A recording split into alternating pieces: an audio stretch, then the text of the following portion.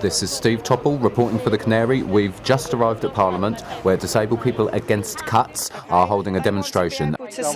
No, we understand that. We're here to talk to people about the issues of the day. Yeah, but they'd like to be able to, the people who've come, some of them from a long distance, would like to be able to hear what you're going to do about standing up in Parliament about these PIP changes, because there are many people here, these changes are already affected, who've lost their mobility, who haven't got any points for managing their conditions. This is going to devastate people's lives, and we'd like to know what you're going to do as MPs about opposing this in Parliament, because this comes in on the 13th of March and it's going to have devastating consequences, and it is about time our representative members of Parliament actually stood up and be counted and actually said to the Tory MPs, enough is enough. People are dying over these cuts and we're not hearing that said enough. Can I just ask a question? Sorry, Steve Topple from the Canary. You are aware of the UN report which stated there were grave and systematic violations of disabled people's human rights in this country, yes? Yes, I certainly am, and the reason that we're here today is in order to listen to what people have got to say. I'm sad that people think that the opposition hasn't been there in the House of Commons, because believe you me, the Labour Party have been extremely thorough in this, led by Abrahams, the Shadow Secretary of State. Time and time again, you know, PIP is the centre of everything that we're actually addressing at this time. That's why we're out here today. There's a large number of Labour MPs here as well, and we're actually here to listen. You know, I would hope that some Tory MPs may actually turn out and listen to what's to be said as well. But what we want to do is make sure that we're understanding the message very clearly. We do understand the messages, and we want to get in there and be able to represent them as well. For sure. The question has to be asked though. Debbie Abrahams in the meeting in Parliament in February said she would be chairing a debate about the UN report, and she promised that would be happening. When is that debate happening? Because we still haven't heard. Well, I don't know when that's happening. So you don't know when it's happening? He promised to debate the UN Convention report. That may well be the case, but you know, I personally, I'm a single MP. I'm the Shadow Pensions Minister, and it's something that we do discuss within our team. And if these promises have been made by Debbie Abrahams, I'm sure she'll fulfil them. And you know, for the record, I will speak with Debbie about that and find out when she's going to do it. Thank you. You know, what is going on here? This is the inexplicable bit. We are supposed to be the ones who are struggling with our madness, but the system is madder than us. Debbie Abrahams, Steve Topple from the Canary. I just asked your colleague the same question I'm going to ask you as well. You promised in February that you were looking at a debate about the UN report which stipulated grave and systematic violations of disabled people's human rights. You promised this in Parliament. I was sitting there. When is this debate coming? Because we're still waiting. The application is in. Obviously it's not my decision, but it's obviously an incredibly important issue. What have you got to say about PIP cuts? What's Labour's stance, please? Well, we laid down an EDM to annul the regulations. We hope that as many MPs as possible from all parties will join us and sign that. So this is the way that we get them annulled. There's also a petition on our website, so please get the message through to your MPs. This is the way that we can stop them. They have to be stopped. The way that they were sneaked through is absolutely outrageous, and disabled people, people with chronic mental health conditions, they need this support. It's absolutely outrageous what the government's doing, so please help us. Okay. It needs the public support to do this. We haven't got the power in there. The way it's been introduced, we need the public to sign the petitions, to get online and to sign those petitions. We need all MPs to sign that early day motion. Otherwise, it's in on the 16th. It took a year of solid campaigning by disabled activists to get 127,000 signatures for the historic WOW debate. And that was 4 years ago now.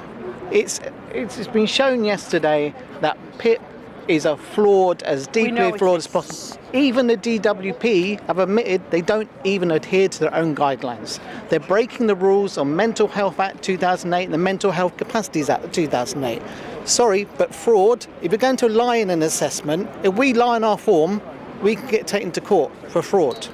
But they're lying on their assessments and they're not getting It appears they're a law unto themselves. Yeah. They just ignore the laws, ignore what comes from tribunals, utter contempt for the judiciary when it makes decisions in Supreme Court. They are a law unto themselves, and it really is just not acceptable. Can I just intervene? Sorry. With respect, though, this is not new, is it? This has been going on for years. So why has it taken so long for Labour to finally get to this point? Because this is disabled people have been saying this since like before 2010, when the work capability assessment came in. That was under New Labour.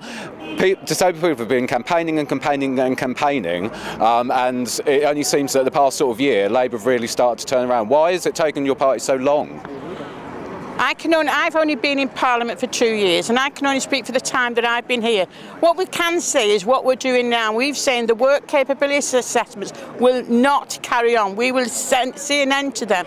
You all make out that you want to come here and be seen with certain people, and then you go back in there and nothing happens. We just get brown envelopes. We get continuous brown envelopes. I had 2 assessments, and I went from having 4 points to receiving 0 points. Because all of my illnesses are invisible. Epilepsy, fibromyalgia, polycystic ovaries, and they all cause pain that fluctuates on a daily basis. And as a result of finally finding a partner, I have lost all of my benefits. And I can see in your face, you're not even interested in my story. Your eyes are everywhere else. Rude. No, what's rude is how we are being treated. We're having the decency to come out here and to debate. We're coming out here, we're sharing our stories. We are doing what we physically can before we get killed off under this government. And if you think that you can come out here, listen to a few stories and you've done your bit, then I'm sorry. I never said that. I never said that. This is what we get. Okay, so the protest by disabled people against cuts, DPAC, is now going to move down to Parliament. They're going to be holding their banners outside there. I just want to be said for the record, Debbie Abrahams, Shadow Minister for Work and Pensions, after answering a few questions, decided to scurry off back to Parliament. Marie Rim is still here, the Shadow Minister for Disabled People, but Debbie Abrahams has gone.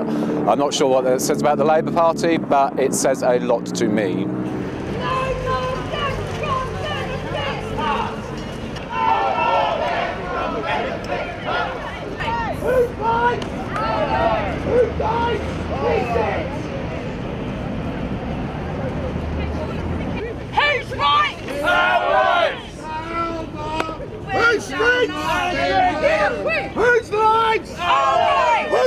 Okay, so DPAC are now currently doing a sit-down in the middle of Westminster Bridge. The traffic is blocked in all directions. I don't think they're going to be going anywhere quickly. I'm just looking at the police now. They don't look particularly happy. Yeah, I'm not sure what's going on here, but yeah, we're now having a sit-down in the middle of Westminster Bridge, right outside Parliament. Yeah, and we'll see what happens. No deaths from Tory cuts! Assessments. 800,000 people were dragged through an appeal system to win entitlement back for a benefit that was always theirs. 6,800 people, they were good people, they were honest people, they told the truth, they didn't commit fraud like Maximus, like Atos, like Capita. Do every day on a daily basis. Go back to your MPs and complain. Say, why did these people have to die? Because they didn't. Okay, so what's going on now? What's the deal? What are we doing? We're just sitting down against disabled cuts, against all the benefit cuts, against the Tories as well. Well, against all government really, because they're all the same, really, I think.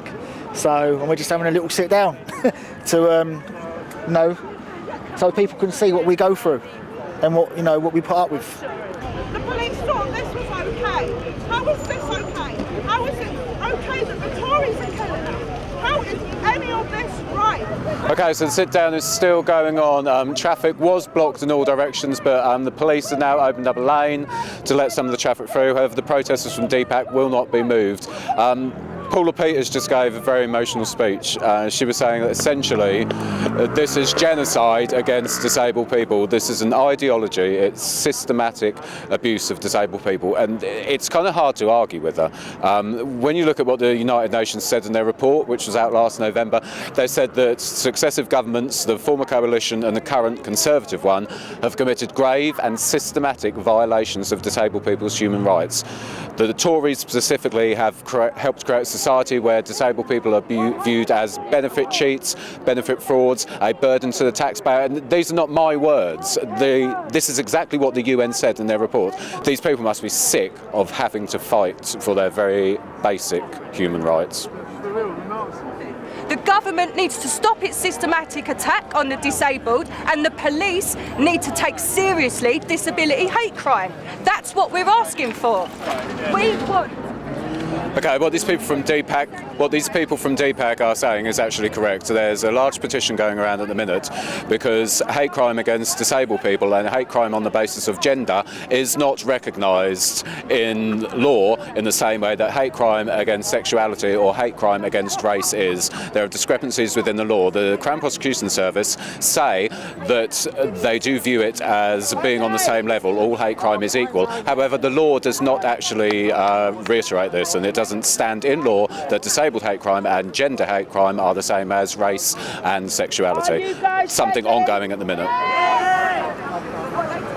Okay, so the police have given them no choice but to move on now. So we're moving towards Parliament.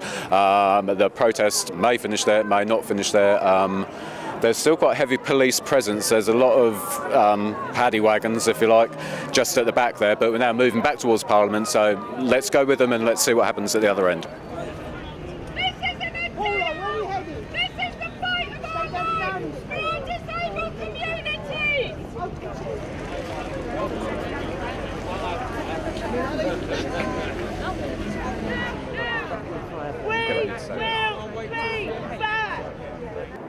What we've seen today from Disabled People Against Cuts is a response.